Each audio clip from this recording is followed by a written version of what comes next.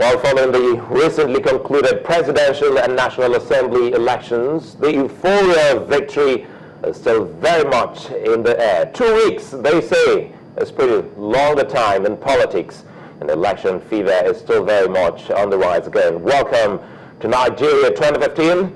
Time for the states to see elections. 7 of those states will not be having the polls, but again, you'll be getting to see the state assemblies going to the polls in these states. I'm Sulaiman Alede. Good morning, I'm Maupe Ogun. Good morning, Neota Igbe.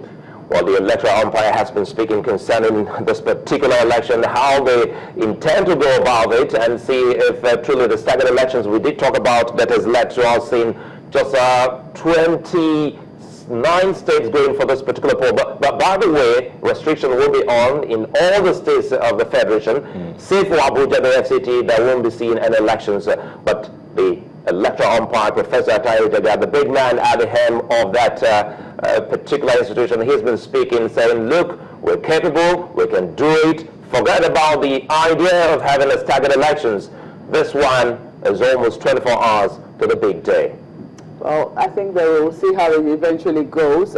People were suggesting that perhaps INEC should have done it in such a manner that it can handle some at once and then, handle others later. But perhaps Professor Jaga also knows the implications of that.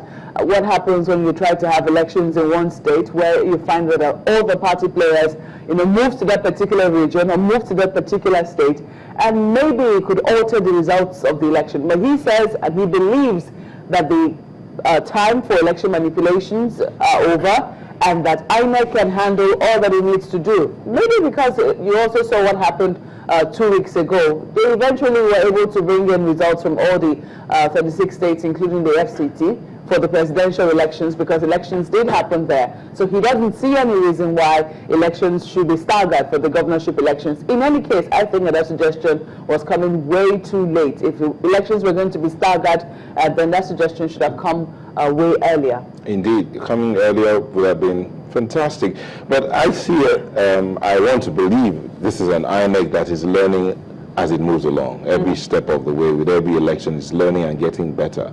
But there are those who have wondered, shouldn't he just continue? I mean, his tenure is over. Shouldn't he just continue? But he says he's not ready to continue on this job. He's done with this, he's done with it. But these particular elections will tell a great deal whether INEC has really learned. I mean, they had the states, the minute states, and they had the presidential, the whole nation, and now they're having about 29 states. So it will really prove whether INEC has learned a great deal. They've talked about the fact that the car reader issue has been taken care of, security of election materials has been improved upon, and some of the states indeed have begun to distribute some of these sensitive materials.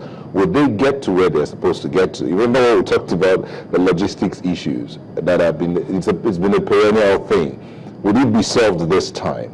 I mean, going from one state to the other, the riverine states. Well, some people sent in some pictures of travel in boats ahead of this particular election. So that means they're beginning to send out the materials indeed as they said they are. But how secure are those materials is the question. Well, I can tell you that people are very vigilant. Yesterday on the news at 10, there was a report of an INEC driver who was nearly beaten into a pulp. In fact, he was nearly killed, only and simply because he diverted from the route that all the other truck drivers had taken. And, the people saw him without police escort. He seemed to be driving by himself, and they asked him where he was taking materials to. When he could not provide any explanation that, seemed satisfactory to the people, they began to beat him because they felt that something here was amiss and that he was trying to do something shady.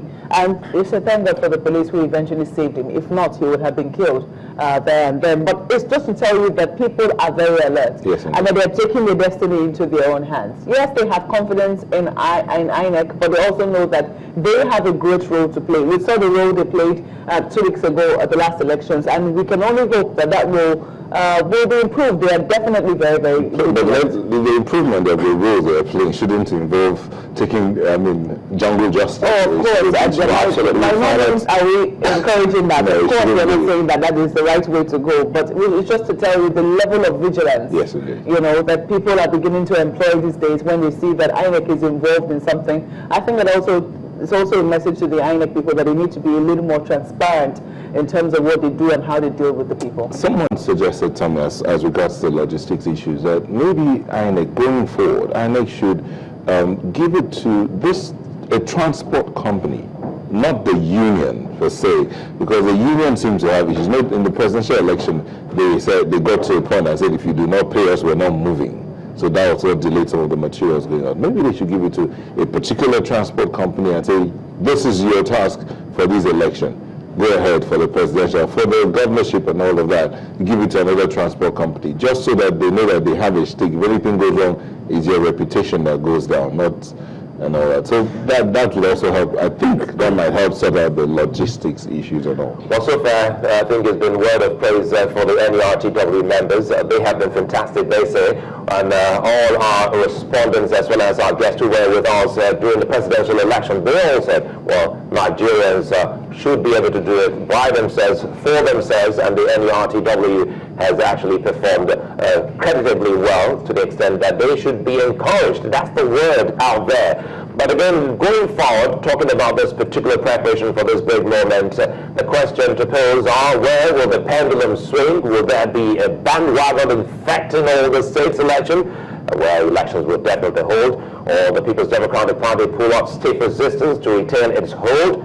Now that the president especially is not contesting, will electors vote their conscience freely without any ethnic or religious bias? How far can political parties go for this particular one? A quick reminder here that Channels is live in the UK now, yes, on Sky. Channels 575 is something that can actually stick there, isn't it? 575. Well, we'll take this from Professor Ataibu Jagana's team, and we'll come back shortly and see what we'll find on the front pages of the journals. Don't forget, it's Nigeria 2015, and you too can be part of it. The selfies are still welcome here, and of course, short videos, not more than 30 seconds, will also make a good montage here.